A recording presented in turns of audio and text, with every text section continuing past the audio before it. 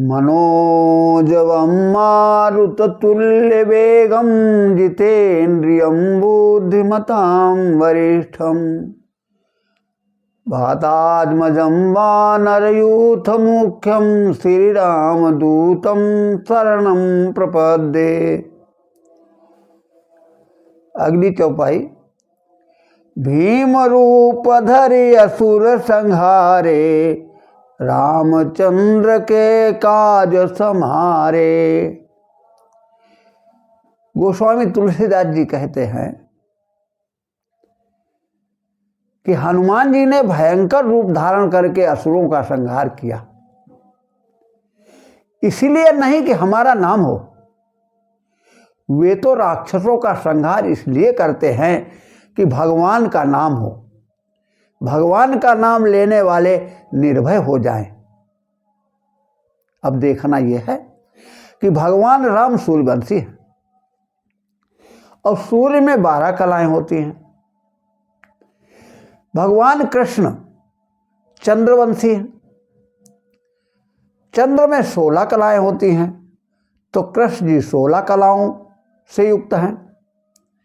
और हनुमान जी 40 कलाओं के से युक्त हैं। 40 कलाओं माने 40 गुणों से युक्त है। अतः इनका 40 चौपाइयों में गुणगान किया गया है। अब हनुमान जी का गुणगान जो हुआ है तो गुरु के रूप में हुआ है। हनुमान जी गुरु हैं और गुरु के 40 लक्षण बताए गए। देखो, आयुर्वेद की सभी दवाइयां 40 दिन तक खाने पर रोग का निदान करती हैं। हमारे सनातन धर्म में कई अनुष्ठान ऐसे हैं जो 40 दिन के होते हैं। तो लक्ष्य की प्राप्ति के लिए जितनी बाधाएं हैं उनको भीम रूप रखकर ही समाप्त करना पड़ता है, क्योंकि मीठे व्यवहार से बाधा को दूर नहीं किया जा सकता।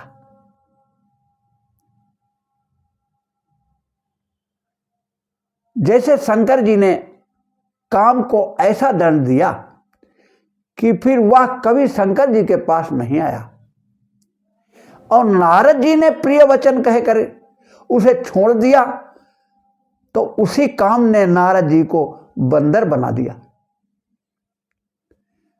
बंदर का रूप बना करके छोड़ा।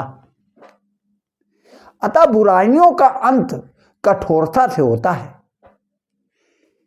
उसके लिए हमें भीम रूप धारण करना पड़ता है। और यदि हम बुराइयों को जीत नहीं पाते तो हम परमात्मा को प्राप्त नहीं कर सकते। पूजा पाठ मंत्र जाप चाहे जितना कर लो। एक महात्मा से पूछा गया कि भजन क्या है। महात्मा ने कहा कि बुराइयों से भागना माने दूर रहना ही भजन है। समर्थ गुरु रामदास एक गांव में प्रवचन करने गए। उस गांव में एक तांत्रिक रहता था। वो बलि देकर के तंत्र मंत्र करता था। जब वह बलि देने जा रहा था तो एक व्यक्ति गुरु जी के पास पहुंचा और बताया कि तांत्रिक बलि देने जा रहा है। रामदास जी तुरंत उस तांत्रिक के घर पहुंचे और उसे गिरा करके और वही छुरी उसे गर्दन पर रख दी और कहा कि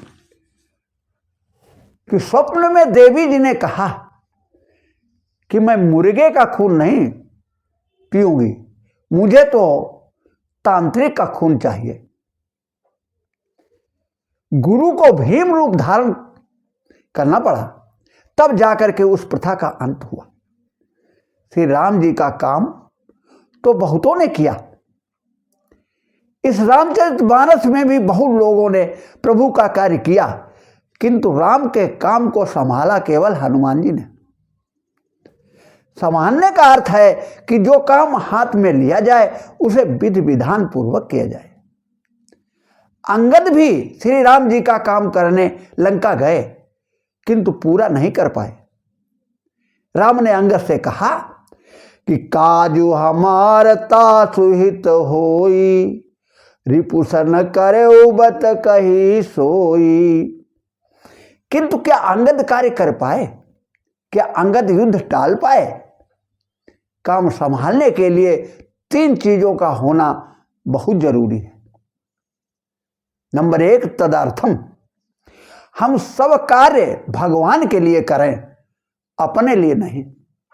नंबर 2, मुक्त संग, कर्म करो परंतु आसक्ति से दूर हो।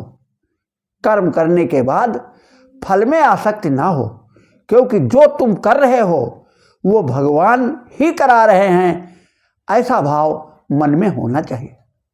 नंबर 3, समाचारा, जो कार्य हाथ में लो उसे इस ढंग से करो कि तुमसे अच्छा और कोई न कर सके।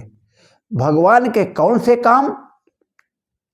भगवान भी जब पृथ्वी पर आते हैं तो उनके 3 काम मुख्य होते हैं। वो कौन कौन से 3 काम?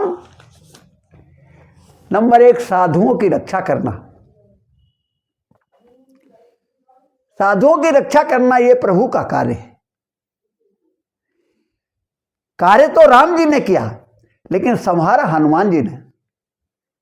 इसीलिए तुलसी बाबा कहते हैं कि साधु संत के तुम रखवारे, असुर निकंदन राम दुलारे। नंबर 2, असुरों का संहार। प्रभु का दूसरा काम है असुरों का संहार करना। उसे भी संहारा हनुमान जी ने कि भीम रूप धरि असुर संहारे। और नंबर 3, धर्म की स्थापना। तीसरा प्रभु का काम है धर्म की स्थापना करना। हनुमान जी धर्म की स्थापना में प्रभु का कदम कदम पर साथ देते हैं। इसीलिए गोस्वामी दास जी ने लिखा है कि भीम रूप धरि असुर संहारे, रामचंद्र के काज सम्हारे। अब अगली चौपाई, लाई सजीवन लखन जियाए, श्री रघुवीर रसिउर लाए। श्री लक्ष्मण जी रणभूमि में मेघनाथ से युद्ध करने जाते। गोस्वामी जी लिखते हैं कि आए सुमांगी राम पहि, अंगद आदि कपि साथ, लक्ष्मण चले कूद्र हुई, बाण सरासन हाथ। श्री राम जी से आज्ञा मांगते हैं, अंगद आदि वानरों को साथ लेते हैं और अत्यंत क्रोधित होकर के मेघनाथ को मारने के लिए जाते हैं। देखो, उस दिन लक्ष्मण जी मेघनाथ को नहीं मार सके बल्कि मूर्छित हो गए, और दूसरे दिन वही लक्ष्मण जी ने मेघनाथ को मार दिया। ऐसा क्यों? देखो, पहले दिन लक्ष्मण राम से आज्ञा तो लेकर के गए किंतु प्रणाम नहीं किया, और दूसरे दिन रघुपति चरण नाय सिरु, चले अनंत तुरंत। और दूसरे दिन लक्ष्मण जी ने भगवान को प्रणाम भी किया, तब जाकर के मेघनाथ के सामने गए। तो पहले दिन लक्ष्मण क्रोध में जा रहे हैं, विकार बोध से मिटते हैं, क्रोध से नहीं। मेघनाथ विकार काम है, और काम कहीं क्रोध से मिट सकता है? वो तो बोध से मिटेगा। और दूसरे दिन श्री राम को प्रणाम किया और क्रोध में भी नहीं है। अतः हमें ये शिक्षा मिलती है कि कोई भी कार्य अपने आचरण के बल पर नहीं हो पाता। उस कार्य के करने में भगवान के चरणों का बल चाहिए। अतः जब मेघनाथ ने देखा कि अब तो मेरे प्राणों पर संकट है, तो उसने वीरघातनी शक्ति का प्रयोग कर दिया और लक्ष्मण जी मूर्छित हो गए। तो वीरघातनी छाल सी सांगी, तेज पुंज लक्ष्मण उर लागी। काम ही मेघनाद है और लक्ष्मण लक्षणमुखी मन, अतः काम के बाण से लक्ष्मण मूर्छित हो गए किंतु मरे नहीं, क्योंकि ये विकार थोड़ी देर के लिए मूर्छित भले ही कर दें किंतु उसके अस्तित्व को मिटा नहीं सकता। मेघनाद ने बड़ी चेष्टा की कि हम लक्ष्मण को उठा लें, किंतु उठा न सका। तब तक हनुमान जी आए और लक्ष्मण को अपनी गोद में उठा लिया। इसका अर्थ क्या है कि विकारों के द्वारा मूर्छित हो जाए तो संत उसे अपनी गोद में उठा लेते हैं। और हनुमान जी ने क्या किया कि अपनी गोद में ही नहीं रखा, उन्होंने राम की गोद में डाल दिया।